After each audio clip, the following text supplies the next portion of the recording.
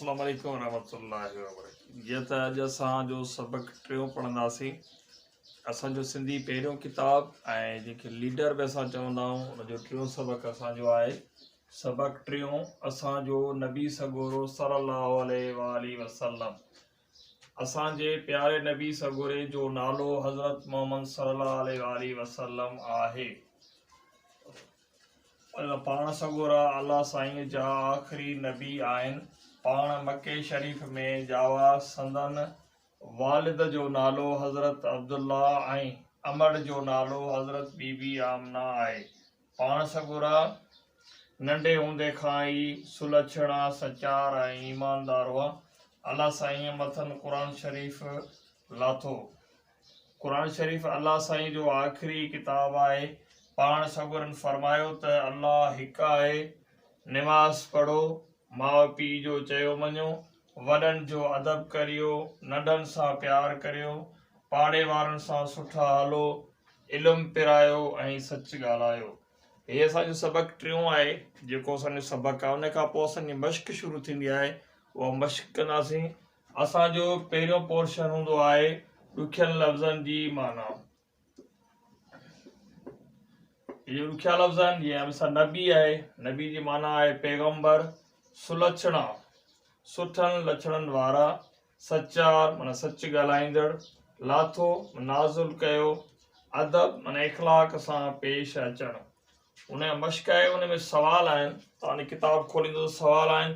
पाण सगोरनि जो नालो छा आहे? असां हिन में जवाबु लिखियो आहे। पाण सगोरनि जो नालो हज़रत मोहम्मद सल्लल्लाहु अलैहि वसल्लम हो। उन खां पोइ ॿियो नंबर सवाल आहे पाण सगोरा किथे जावा? पाण सगोरा मके शरीफ़ में जावा हुया। सवाल नंबर टियों आहे पाण सगोरनि जे वालिद जो नालो ॿुधायो। पाण सगोरनि जे वालिद जो नालो हज़रत अब्दुल्ला हो। सवाल नंबर चौथों आहे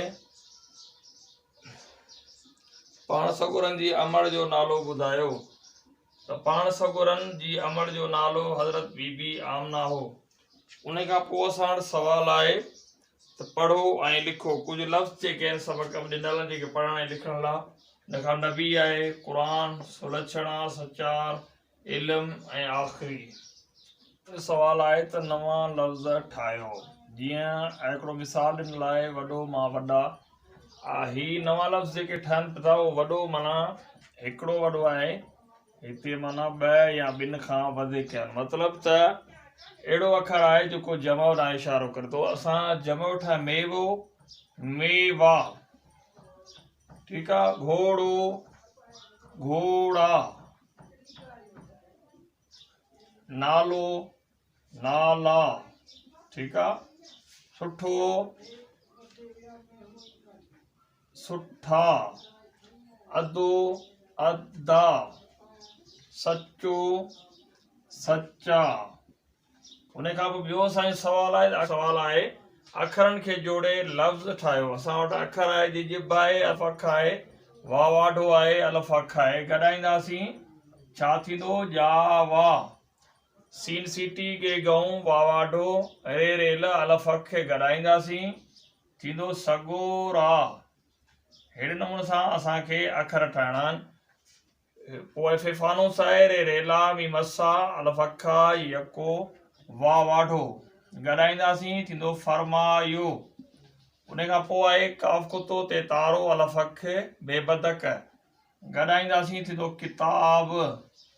शीन शी आहे, रे रेल, यको, फे फानूस, शरीफ़। अहिड़े नमूने सां लफ़्ज़ ठाहींदासीं। सीन सीटी आहे, चे चंड आहे, अल्फ़ अख आहे, रे रेल आहे, सचार।